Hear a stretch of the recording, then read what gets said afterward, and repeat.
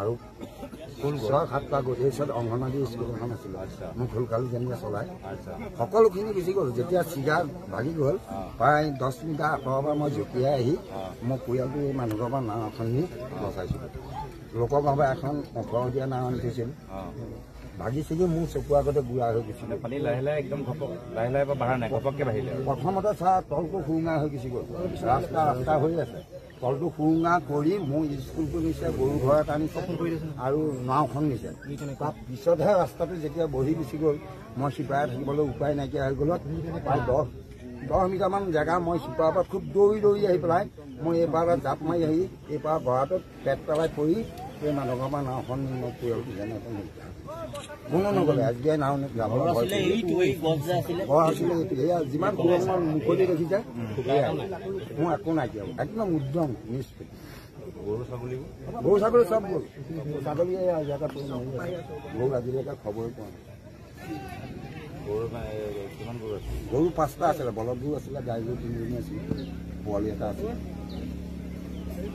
আৰু ৰাইজক সকলোৱে দেখি আছে মই যেনেকৈ কষ্ট কৰি পৰিয়ালটো আনিছোঁ সিপাৰ পৰা মানুহে চাই আছে মানুহক পঠিয়াইছোঁ কোনো যাবলৈ সাহস কৰা নাই মই দেখিলোঁ মই বামত থাকি কি কৰিম অকলশৰীয়াকৈ মোৰ গোটেই যেতিয়া পৰিয়ালটো সাগৰৰ মাজত আছে মই পানীত থাকি কোনো বামত থাকি কোনো লাভ নাই পাৰিলে যাওঁ ভগা চিঙা নাও এখন যিখন নাৱত 4টা মানুহ আহে পানীয়ে দুনীয়া সেইখনত 10টা আনিবলগীয়া নাও আগলা মাৰিছোঁ আগলৈ নাযায় সাধাৰণ এডাল লগি পাণ বচাইছোঁ আৰু লাষ্টত মই চকু মেলি দিছোঁ বাছৰ লগতে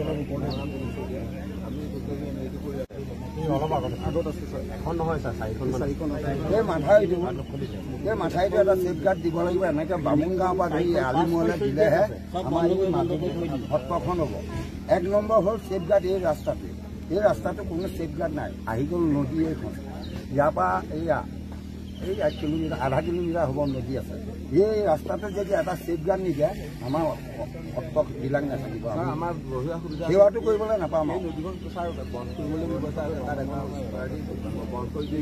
তেতিয়াহ'লে সত্ৰখন বাচিব আমাৰ সত্ৰবিলাক বাচিব আচলতে এই ৰাস্তাটো ছিগি যোৱাৰ লগে লগে বৈদ্যুতিক ৰাস্তাটো যাব এতিয়া মোৰ ঘৰৰ টালি টোপোলা গৈ পেলাই বৈদ্যুতিক ৰাস্তা কাণত লাগি আছে কিছুমান পানী খোৱা বাচন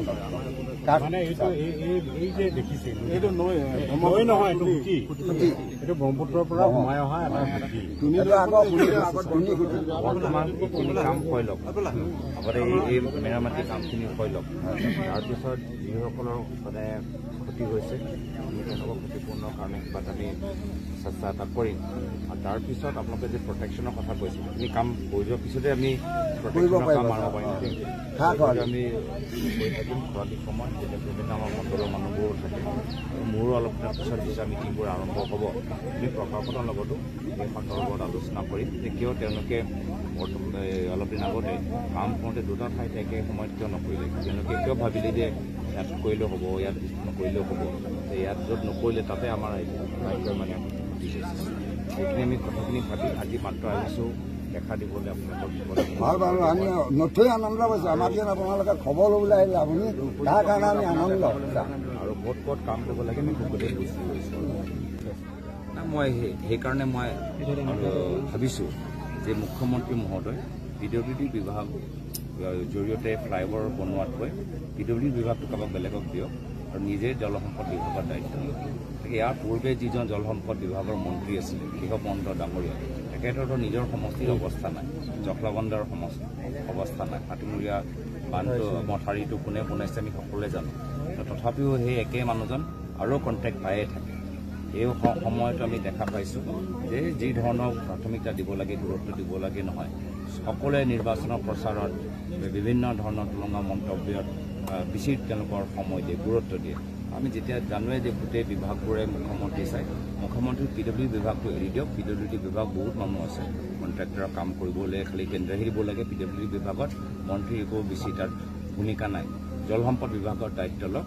মই ভাবোঁ অলপ কিছু বছৰ আছে তেওঁলোকৰ চৰকাৰ, হ'ব পাৰে কিছু আমি কাম দেখিব পাৰিম। জল সম্পদ বিভাগৰ কথাটো আপুনি যেতিয়া কৈছে, কালিও আপুনি কৈছে যে এটা ATM কাৰ্ডৰ দৰে হৈ গৈছে। আজি মুখ্যমন্ত্ৰীয়ে ডিব্ৰুগড়ত মন্তব্য দিছে আপোনাৰ ওপৰত যে যোনে গালি পাৰি আছে জলসম্পদ বিভাগে, তেওঁ আচলতে জলসম্পদ বিভাগক গালি পোৱা নাই, দেউতাকক গালি পাৰি আছে। কাৰণ এই যিবিলাক মথাউৰি ভাগিছে এইবিলাক কাৰ দিনত বনিছিলে সেইবিলাক অসমৰ ৰাইজে জানে, দেউতাককহে তেওঁ গালি পাৰি আছে। এই কিছু সময় আগত কৈছে মুখ্যমন্ত্ৰীয়ে। মই সেইকাৰণে কৈছোঁ তেওঁ কামটো দেখাই দিয়ক। তেওঁ তেতিয়া নিজে জলসম্পদ বিভাগৰ দায়িত্ব লৈ যিসকলে পাৰা নাই তেওঁলোকক আঁতৰাই তেওঁলোকক অলপ PWD থাকি অলপ কামখিনি কৰিবলৈ দিয়ক। তেওঁ নিজে জলসম্পদ বিভাগৰ দায়িত্ব লওক। এইটো মোৰ ফালৰ পৰা অনুৰোধ। এই সময়ত চাৰ বোকা চকুৱে হ'ব লাগে জানো সেই দেউতাকৰ কথা বা আগত কৰা? মইতো কৈছোঁ, মইতো এটা পজিটিভ এটা পৰামৰ্শই দিছোঁ যে মুখ্যমন্ত্ৰী ল'লে হ'ব পাৰে আমি কিবা চাব পাৰোঁ। তেওঁলোকৰ নিজৰ ৰাজনীতি কৰি থাকক। তেওঁলোকৰ ৰাজনীতি কৰাৰ কাৰণে যোৰহাটৰ ৰাইজে তেওঁক যোৱা নিৰ্বাচনত যি শিক্ষা দিব লাগিছিল দিলে, তথাপিও তেওঁ শিক্ষাটো ল'বলৈ বিচৰা নাই। তেওঁ এইটো মই কি ক'ব পাৰোঁ আৰু মানুহ ৰাইজে শিক্ষা দি আছে, কোনোবাই শিক্ষা ল'বলৈ বিচৰা নাই, তেতিয়া আমিতো কৰিব নোৱাৰোঁ। আমি ভাল পৰামৰ্শ দিয়ে থাকিম, আমি ভাল শিক্ষা দিয়ে থাকিম। যে আগৰ জল সম্পদ মন্ত্ৰী যিজনে কৈছিলে যে মই ৰাজনীতি ত্যাগ কৰিম, মইতো এতিয়া কৈছোঁ ত্যাগ কৰিব নালাগে। মন্ত্ৰী হৈ থাকা, লাগিলে বেলেগ বিভাগৰ দায়িত্ব লৈ লওক। এইটো মন্ত্ৰী বিভাগৰ দায়িত্বটো এৰি দিয়ক আৰু আমাৰ মুখ্যমন্ত্ৰীয়ে এটা সেই দায়িত্বটো লওক, যাৰ ফলত পিছত যে আমি ক'ব পাৰোঁ কি নহয় ATM দৰে নহয়, মুখ্যমন্ত্ৰীয়ে যি ইয়াত ভালদৰে কাম কৰি আছে। আগতে আপোনালোকৰ দিনত এটা শিতান আছিলে MNR বুলি, আজি 3 বছৰ হ'ল বন্ধ কৰি দিলে। এতিয়া গোটেই কণ্ট্ৰেক্টবিলাক এককেন্দ্ৰিক হৈছে। এজন মানুহেই সমগ্ৰ মাজুলীত ঠিকা পায়, 30 কোটি 22 কোটি, কালি 50 কোটি এজনেই পায় আৰু কোনো নাপায়। MNRত কিন্তু সৰু সৰু ল'ৰাবোৰো পাইছিলে ইয়াত কিবা এটা চাফা কৰিবলৈ। এই এককেন্দ্ৰিক যিটো ঠিকাদাৰী প্ৰথা দিছপুৰৰ পৰা চলিছে, মাত্ৰ এজন মানুহ, আমি নাম কওঁ মানে জলসম্পদ বিভাগৰ নহয়, এইটো বৰ্তমান BJP চৰকাৰৰ মডেল। তেওঁলোকে ডাঙৰ ডাঙৰ ঠিকাদাৰৰ পক্ষত কাম কৰে। আপুনি যিখনো আপোনালোকে বিভাগটো চাওক, PWD বিভাগটো চালে আটাইতকৈ ডাঙৰ ডাঙৰ কণ্ট্ৰেক্টৰবোৰে তেওঁলোকে কাম কৰিব পাৰে। যদি আপোনালোকে ইলেক্ট্ৰিচিটি ডিপাৰ্টমেণ্টটো চাই, তাতো আপোনালোকে দেখা পাব যে তাত আটাইতকৈ পাৱাৰ ডিপাৰ্টমেণ্ট আটাইতকৈ ডাঙৰ ডাঙৰ কণ্ট্ৰেক্টৰসকলৰ নিৰ্ভৰ। একে কথা আমি দিল্লীতো আমি দেখা পাইছোঁ, আটাইতকৈ ডাঙৰ ডাঙৰ পুঞ্জিপতিসকলে তেওঁলোকৰ সুবিধা, মধ্যম স্তৰৰ সৰু স্তৰৰ তেওঁলোকৰ কোনো অৱস্থা নাই, তেওঁলোকৰ কোনো নুশুধে। তো এইটোৱে হ'ল BJP মডেল। যিহেতু তেওঁলোকেও জানে যে বিভিন্ন সৰু সৰু ঠিকাদাৰৰ পৰা তেওঁলোকে বেছি সুবিধা নাপায়। এটা ডাঙৰ ঠিকাদাৰ আগৰ পৰাই ঠিক কৰি মৰম কৰি কাম ভাল কৰক বেয়া কৰক একো গুৰুত্ব নিদি তেওঁলোকে বাৰম্বাৰ যদি দি থাকে, পিছত গৈ নিৰ্বাচনৰ সময়ত সুবিধা পায়। নিজৰ নিৰ্বাচনী মানে অলপ 2 বছৰ পিছত যে বিধানসভা নিৰ্বাচন আহিব, এতিয়াৰ পৰা তেওঁলোকে ডাঙৰ ডাঙৰ ঠিকাদাৰক এই ধৰণৰ কামবোৰ দি নিজৰ পুঁজি অহা বিধানসভা নিৰ্বাচনৰ কাৰণে তৈয়াৰ কৰে।